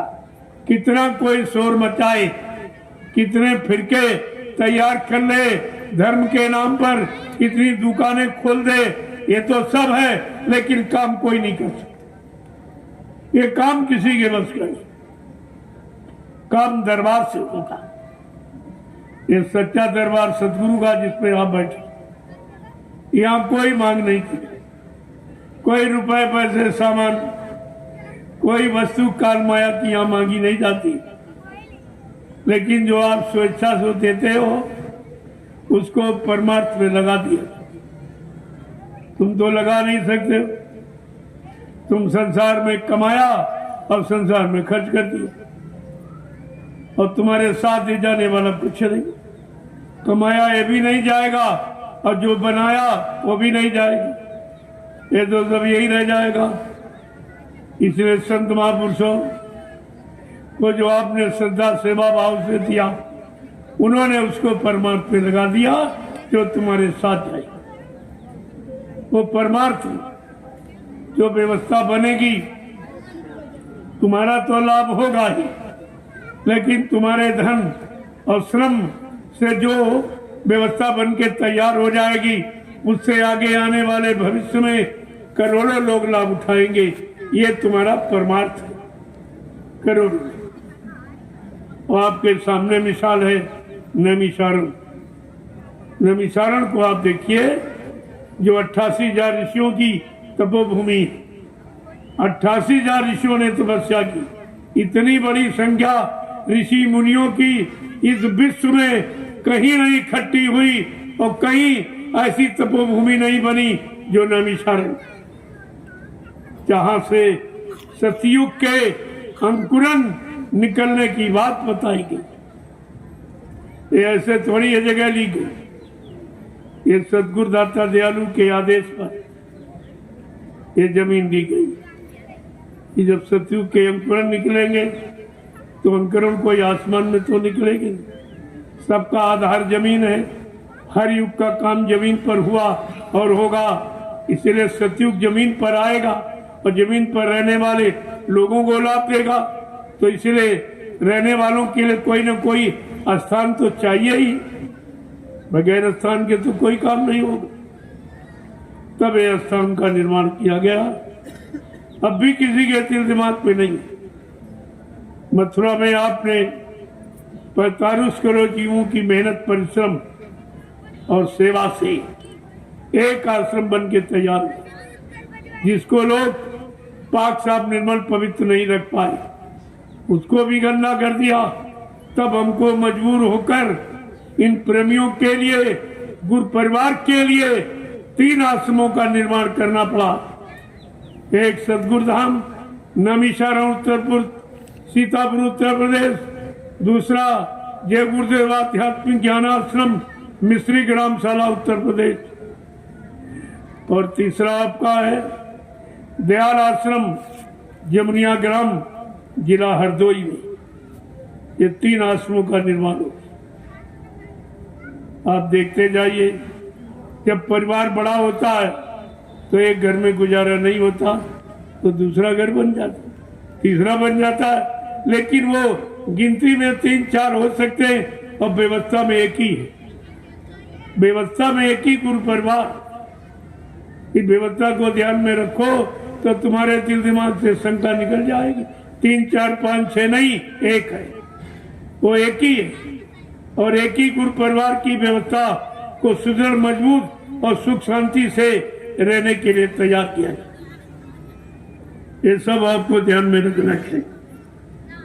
और ये 10 वर्षों में, 10 क्या बल्कि 5 वर्षों में तैयार। पहले तो कुछ नहीं हुआ।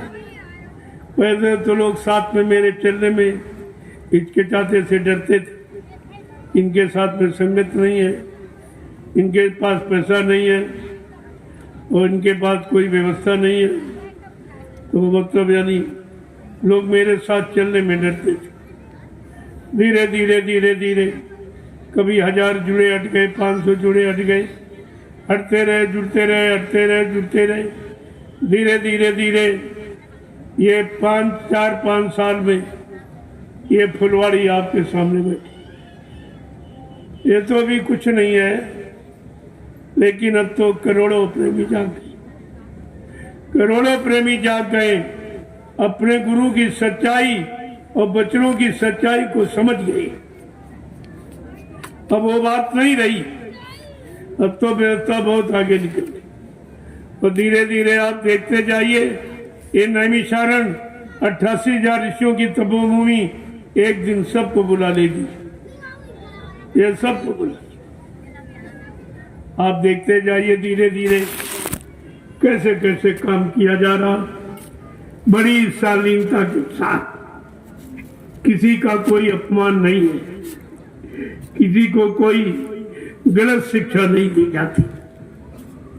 बिल्कुल मतलब पारिवारिक जीवन में, सामाजिक जीवन, व्यवहारिक जीवन में आपको कैसे जीना, कैसे रहना, बस यही शिक्षा यहाँ होती। यहाँ इस तरह का कोई उपदेश नहीं, निंदा, आलोचना, बुराई का, कि आप इसकी निंदा, इसकी बुराई का। इसलिए मैंने एक आपके सामने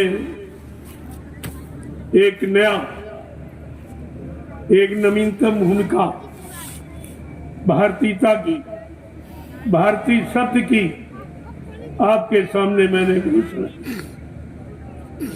15 सितंबर 2023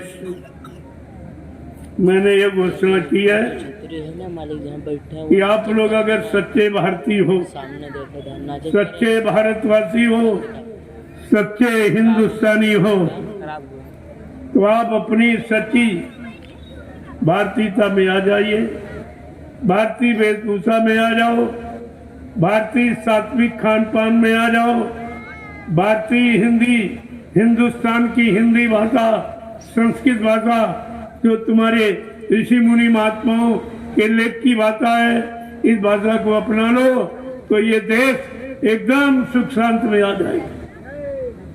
वैसे इसमें सुख शांति कोई ला नहीं सकता।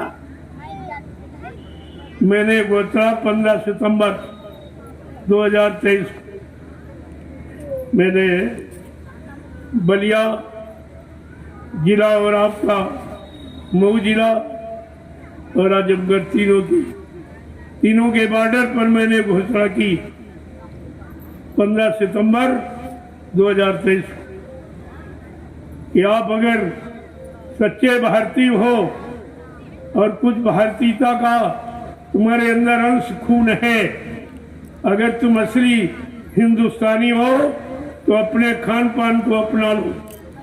तुम्हारे हिंदुस्तान का खान पान सबसे सात्विक, ये सच्चा, सबको बीमारियों से मुक्त रखने वाला, सबको लड़ाई झगड़ों से मुक्त रखने वाला, सब में प्रेम प्यार मोह पर सेवा दया सदाचार परमात्मा की यादगार, माँ बहन बेटी बहू की परख पहचान कराने वाला है।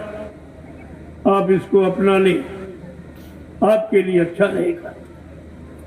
हमारी भारतीय वेशभूषा कितनी सादगी, जिसको पहनने से हमारा मन शांत और दूसरा देखे उसका भी मन शांत होगा।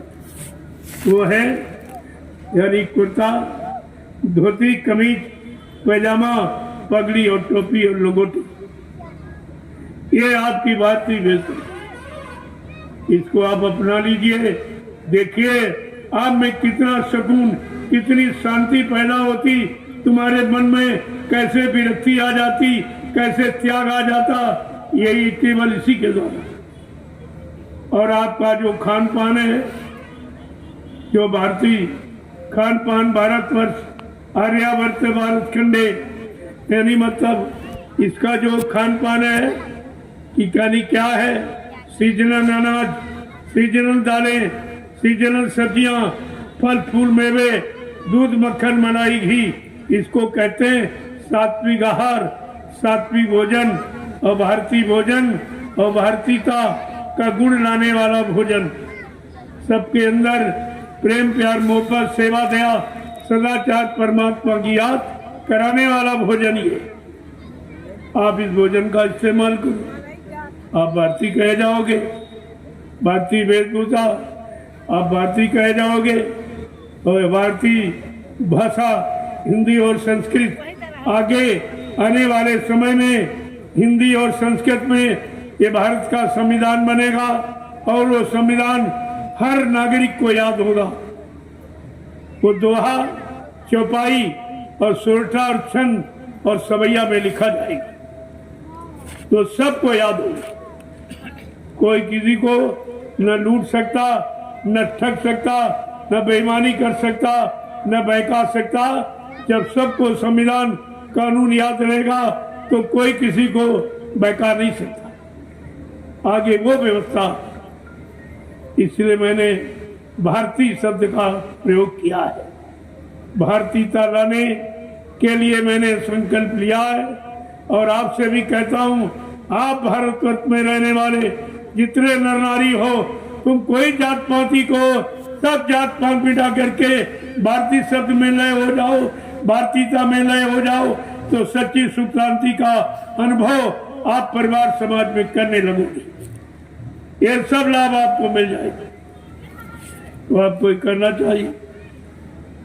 और ये विदेशी खान पान को त्याग कीजिए, विदेशियों को भगाने के लिए हमारे देश ने कितना नुकसान किया, कितने लोग मारे गए, कितनी माताएं निपूती हो गई, कितने बहनों का सुहाग लुट गया, तब ये देश आजाद यानी भारत, हमारा भारत तब ये गौरवान हुआ, अपने आप को स्वतंत्र और आजाद कहलाने का अधिकारी बना। लेकिन प्रेमियों, वो आजादी कहने के लिए रह गई, लेकिन लोगों ने बर्बादी के कगार पर लाके खड़ा कर दिया अपने निजी स्वार्थ, लोभ लालच, मान सम्मान, अधिकार और पदों के लिए। वो आजादी को बर्बाद कर। लेकिन ऐसा नहीं है, सुख सदा रहता नहीं तो दुख का भी अंत है। ऐसा नहीं है, समय एक समान नहीं रहता, ये बदलता रहता है। ये परिवर्तनशील जगत है, यहाँ हर चीज बदलाव में है। तो ये बुरा समय भी हमेशा नहीं रहेगा, एक दिन अच्छा समय आपके सामने आएगा और अच्छाई सच्चाई का लाभ आपको मिलेगा। लेकिन किसी समय को लाने के लिए और किसी गंदगी को हटाने के लिए कुछ कष्ट उठाने पड़ते, कुछ परिश्रम मेहनत करनी पड़ती, कुछ त्याग तपस्या भी करना पड़ता, कुछ सुखों की तिलांजलि भी देनी पड़ती। ऐसे तो नहीं कोई चीज आती। तो आपके सामने तो ये रब रखा गया, और जिस महापुरुष ने ऐलान किया है वो कहता केवल तुम निमित्त मात्र खड़े रहो, काम सब मैं करके दिखा दूंगा। आपको कुछ करना भी नहीं, केवल सही सच्चे रास्ते पर खड़ा रहना, भारतीय बनकर और भारतीयता का गुण अपने में लाकर आपको केवल खड़ा रहना। करने वाला इतना महान है, वो साफ करके दिखा देगा। आप चिंता मत करिए, थोड़ा इंतजार और कर लीजिए, ये सब काम आपके सामने होकर दिखा दिया जाएगा करके। लेकिन उसका लाभ आपको जब मिलेगा जब कुछ भागीदार बनोगे, कुछ थोड़ा बहुत यथाशक्ति आप भी देश और समाज की उन्नति, उत्थान, प्रगति के लिए कुछ आप ही करोगे। तो प्रेमियों, इसको ध्यान देना। जय गुरुदेव, जय गुरुदेव, जय गुरुदेव, जय गुरुदेव। नाम किसका? प्रभु का प्यारा नाम। अब आप लोग खड़े हो जाओ, खड़े हो जाओ प्रेमियों।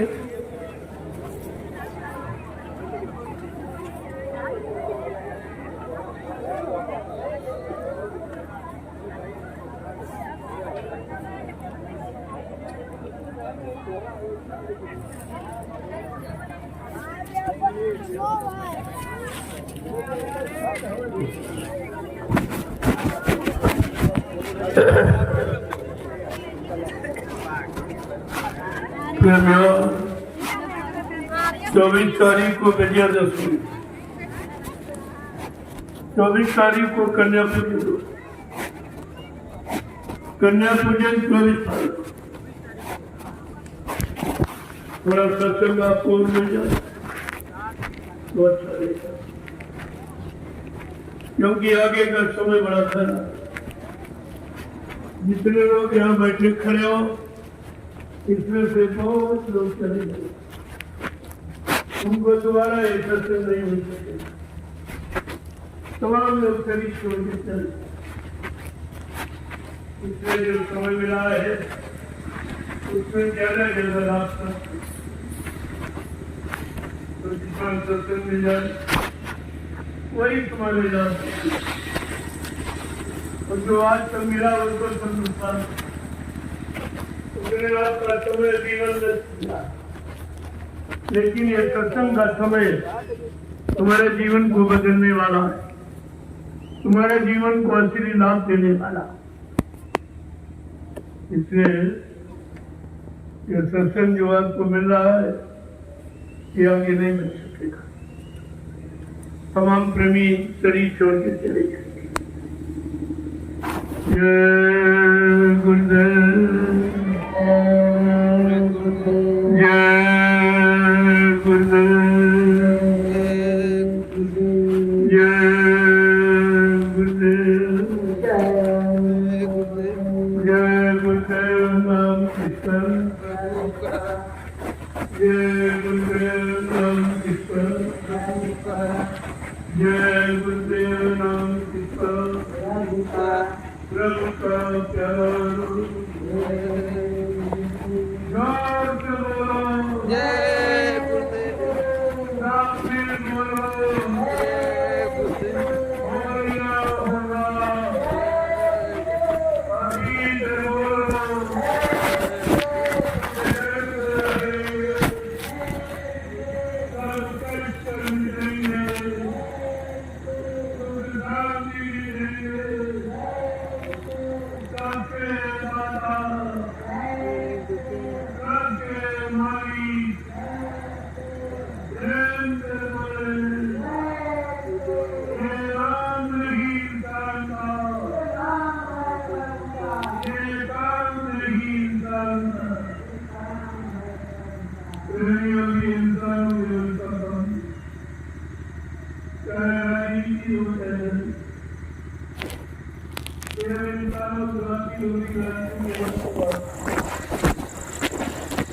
हिंदुस्तान धार्मिक रहा, जहाँ धर्म के लिए भगवान राम को रावण से लड़ाई लड़ी, धर्म के लिए भगवान कृष्ण को महाभारत कर, ऐसे धर्म हस्ती मजाक करेंगे।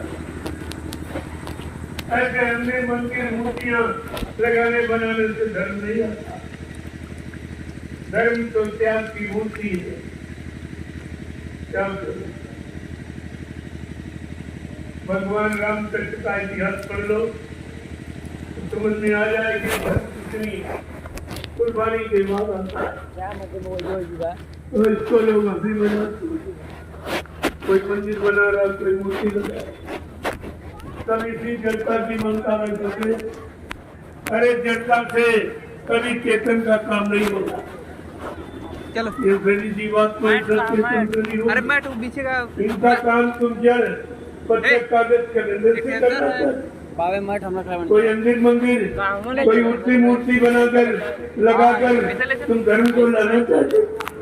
कि राम कृष्ण की बात को भूल गए कि धर्म कैसे आया और वो कैसे लाए, उनको नरकों चले चबाने पड़े थे, कितनी कुर्बानी देनी पड़ी, कितना खून खराबा, वह तब ये चीज देखने को मिलती। आज धर्म को लोगों ने हंसी मजाक मखौल पाखंड बाइडम्बर समझकर धर्म को खो दिया। अब उसको लाने के लिए फिर से महापुरुषों को मेहनत करनी पड़ती। अगर रामकृष्ण की भूमिका धर्म की आप लोग बनाए रखते होते तो आज बाबा जी को इतनी मेहनत नहीं करनी पड़ती, ये सब काम सहज में हो जाता। लेकिन आप तो रामकृष्ण की धर्म की भूमिका को बिल्कुल नष्ट नाबूद कर दिया, इसलिए फिर से मेहनत करनी पड़ी। जब राजा रैयत सब जड़ में फंस जाएंगे, परमात्मा चेतन, देवी देवता चेतन, अवतारी शक्तियां चेतन, और ये जड़ में इशारा कर रहे हैं और जड़ मूर्तियां बना रहे हैं जिसमें श्रम समय पूंजी देशवासियों की बर्बाद कर रहे हैं। इससे क्या होने वाला है? और इससे कई धर्म आ जाएगा कि मानवता इंसानियत आ जाएगी कि प्रेम प्यार मोहब्बत सेवा गया, सदाचार परमात्मा की यादगार आ जाएगी। क्या माँ बहन बेटी बहू की परख और पहचान होने लगे? ये सब आपको सोचना चाहिए। जय गुरुदेव, जय गुरुदेव, जय गुरुदेव नाम किसका? प्रभु का। जय गुरुदेव नाम किसका? प्रभु का। प्रभु का प्यारा नाम। जय गुरुदेव। अब आप लोग लाइन से खड़े हो। हमारी एक समाज की मर्यादा है, एक लाइन में पुरुष एक में महिलाएं। ये मर्यादा सब जगह अगर लागू रखते तो इतना बिगाड़ नहीं होता। जो परिवार समाजों देश पे जो बिगाड़ हुआ है, जो मर्यादा नष्ट हुई है, जो सभ्यता खत्म हो गई है, भारतीय संस्कृति का जो नामो निशान मिट गया है, ये कुछ नहीं होता। इसलिए आप लोग लाइन से खड़े हो जाओ, मैं एक एक का दर्शन करूंगा। आप लोग घर परिवार बाल बच्चों को छोड़ के आए हो, खेती दुकान दफ्तर बिजली मजदूरी बंद करके आए हो, तो आपने इतना त्याग किया। ऐसे कलयुग में इतना त्याग भी कोई कर पाता। ऐसे त्यागियों का मैं दर्शन करना चाहता हूँ, मैं उनको प्रणाम करना चाहता हूँ। और ये मुसीबत तकलीफ बीमारियों से बचने के लिए ये महाप्रसाद देना, ये इलायची दाना महाप्रसाद, ये लड्डू वड्डू नहीं महाप्रसाद, वो तो आपके बच्चों के लिए दे दिया जाता। बाकी असली प्रसाद ये इलायची दाना रामदाना, ये बरसों खराब नहीं हुआ, रखे रहो बरसों नहीं खराब। ये प्रसाद है, ये खराब नहीं। और लड्डू 2-4 दिन में खराब हो जाता।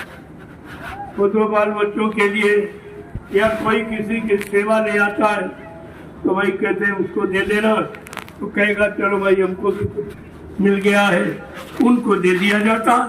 लेकिन आज सबके लिए ये इलायची दाना अनिवार्य है। ये तमाम मुसीबत बीमारी परेशानियों को दूर करने वाला है। 10 बार जय गुरुदेव नाम प्रभु का लेकर इस दाना का आप प्रयोग करें, ये सब आपका काम। लेकिन एक बात जरूर है कि आपको शाकाहारी रहना। शाकाहारी रहकर अगर आप इस प्रसाद का प्रयोग करते पूरा लाभ करें। जय गुरुदेव नाम का पूरा लाभ आपको जब मिलेगा जब शाकाहारी सदाचारी आप बन जाएंगे। जय गुरुदेव। दूसरा लाभ वो झंडा। देखो हिंदुस्तान में बहुत झंडे, जितनी पार्टियां उतने झंडे, और धर्म स्थलों में झंडे, और इसमें भी तो लोग और हैं जय गुरुदेव नाम का झंडा लिए। मैं सबसे कहता हूं, अगर तुम्हारे झंडे में सत्यता है या तुम कह रहे हो बाबा जी चले गए, अगर ये तुम्हारा कहना सत्य है तो झंडा गाड़ कर एक प्रेतात्मा को उतार दीजिए या एक बीमारी तकलीफ को कम कर दीजिए, तो आपकी बात मानी जाएगी।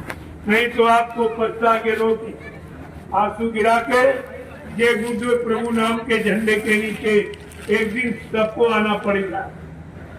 ये झंडा सबके दुख दूर करने का, वो झंडे अपने निजी मान सम्मान पहचान अधिकार के झंडे पार्टियों, लेकिन ये जय गुरुदेव प्रभु नाम का झंडा, प्रभु सबका है, सबका खेवानहार है, सबका सृजनहार है, सबका रखवाला है, ये प्रभु का झंडा।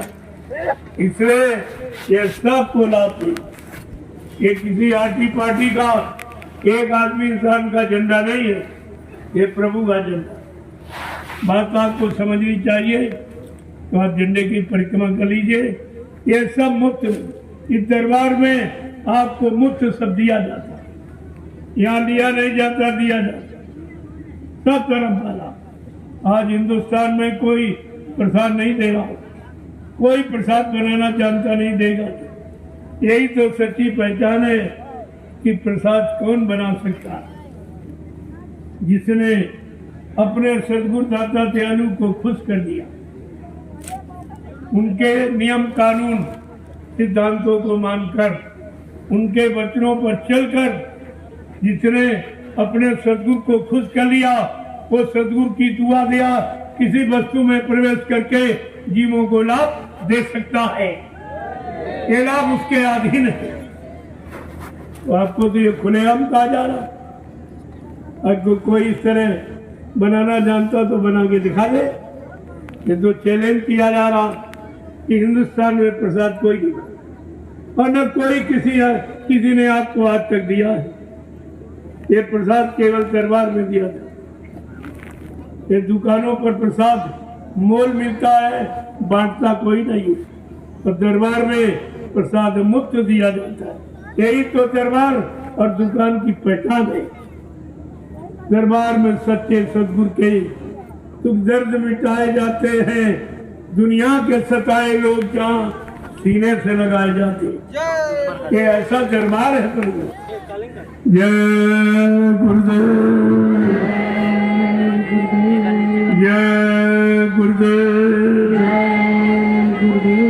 दरबार की दूसरी पहचान कि सुबह 4:30 घंटा बजता है, एक छोटी सी प्रार्थना 1 घंटे सिमरन ध्यान बजे ये करने के लिए कहा। शाम को 7:30 बजे अभी घंटा बजेगा, एक छोटी सी प्रार्थना 1 घंटे सिमरन ध्यान बजे। ये दरबार का काम दुकानों का नहीं है। और ये कहाँ होता था और कहाँ हो रहा, ये आपको पहचान खुद रखनी चाहिए। ये पहले कहाँ होता था, अब कहाँ हो रहा। ये तो सब तुम्हारे सामने हो रहा। ये आप भी नहीं समझ पाओगे तो कब समझो। क्या तो करके दिखाया जा रहा। जय गुरुदेव। चलो आप लोग लाइन से खड़े हो जाओ।